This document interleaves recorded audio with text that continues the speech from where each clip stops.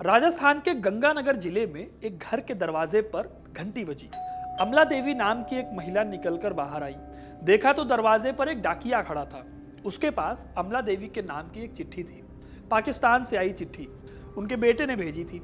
लिखा था, क्या भारत जैसे देश के लिए कुर्बानी देने वालों को यही मिलता है? सवाल कचोटने वाला था, लेकिन इसका जवाब किसी के पास नहीं था, क्योंकि ये चिट्ठी किसी और की नहीं बल्कि भारत के सबसे खतरनाक जासूस की थी।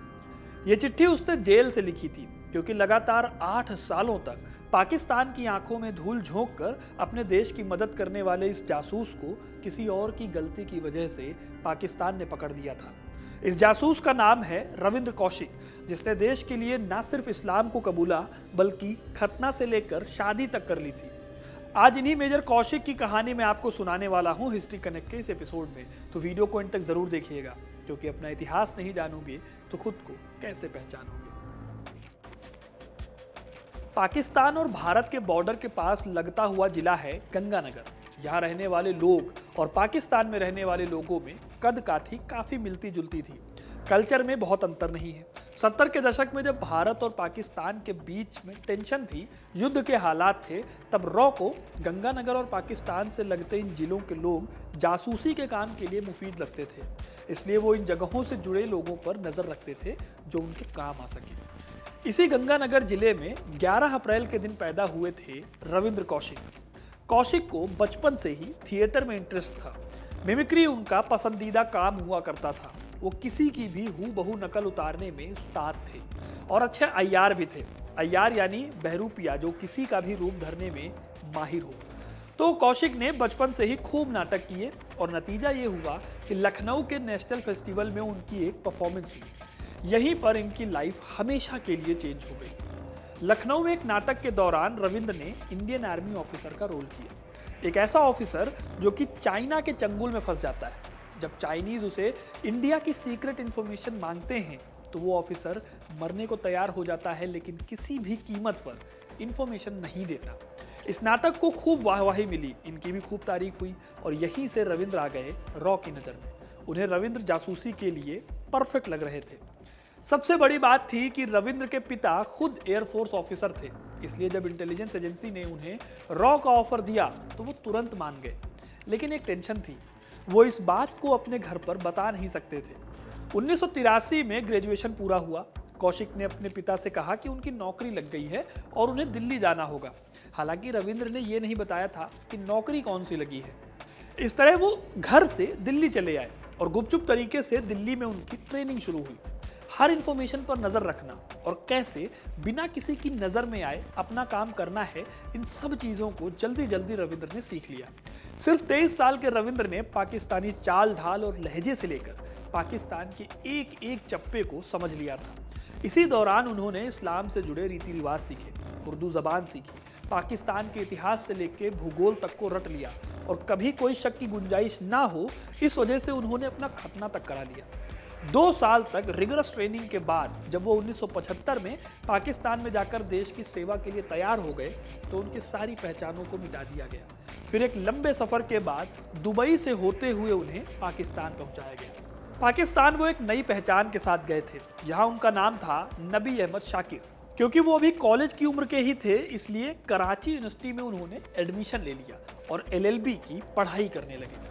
इसके बाद उन्होंने सेना में घुसने के लिए सेना में जाने की तैयारी भी शुरू कर दी। इन्होंने बाकायदा तैयारी करके फौज का इम्तिहान पास किया और अकाउंट्स डिपार्टमेंट में कमिश्नर बन गए। इस तरह से भारत का एक जासूस पाकिस्तान पहुंच गया।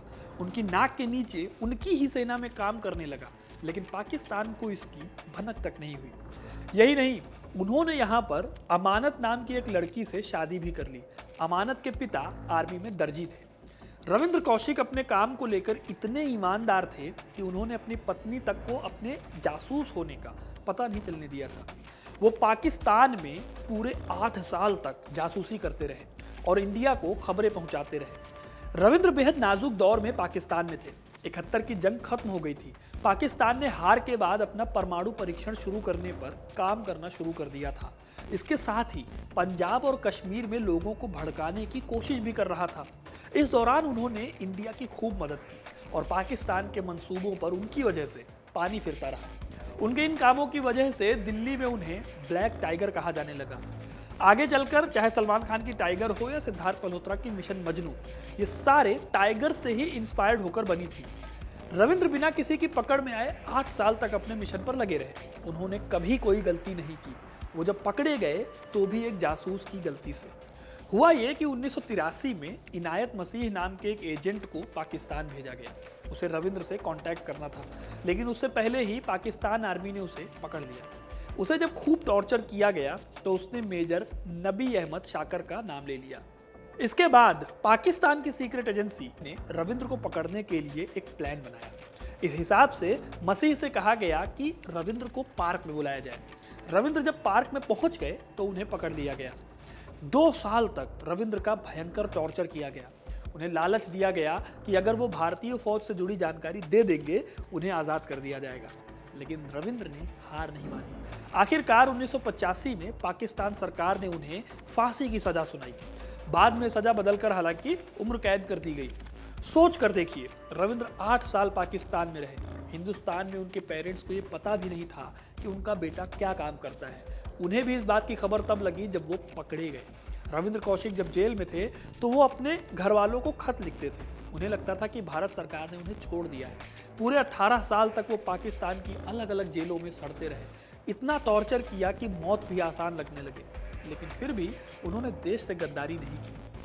आखिरकार 2001 में टीबी की वजह से उनकी मौत हो गई। जासूस होने की कीमत देखिए। उनकी लाश भी हिंदुस्तान में उनके परिवार को नसीब नहीं हुई। अगर वो जिंदा होते तो आज 78 साल के होते। हिंदुस्तान का सबसे महान जासूस एक दूसरे देश की जेल में मर गया और हिंदुस्तान ने कभी भी उन्हें ऑफिशियली एक्सेप्ट नहीं किया। सीमा पर देश के लिए जान देने वाले बहादुर सिपाहियों को शहीद का दर्जा मिलता है, लेकिन देश के लिए किसी दूसरे देश की जमीन पर मर जाने वालों को उनकी पहचान भी नसीब नहीं होती, क्योंकि यही जासूसी का पहला नियम है। इसी वजह से देश ने भले ही टाइगर को ना अपनाया हो, उन्हें अपना नागरिक ना बताया हो, लेकिन उनकी कहानियां वो लोगों को मोटिवेट करती हैं। जब भी देश के लिए मर मिटने वालों का इतिहास लिखा जाएगा, तब रविंद्र का नाम सुनहरे अक्षरों में लिखा होगा। तो दोस्तों, ये थी कहानी रविंद्र कौशिक की, जिन्होंने 8 साल तक पाकिस्तान की आंखों में धूल झोंकी। आपको ये कहानी कैसी लगी कमेंट करके जरूर बताइएगा। वीडियो को लाइक और शेयर करना ना भूलें और ऐसी इंटरेस्टिंग कहानियों के लिए हिस्ट्री कनेक्ट को सब्सक्राइब जरूर करें। धन्यवाद।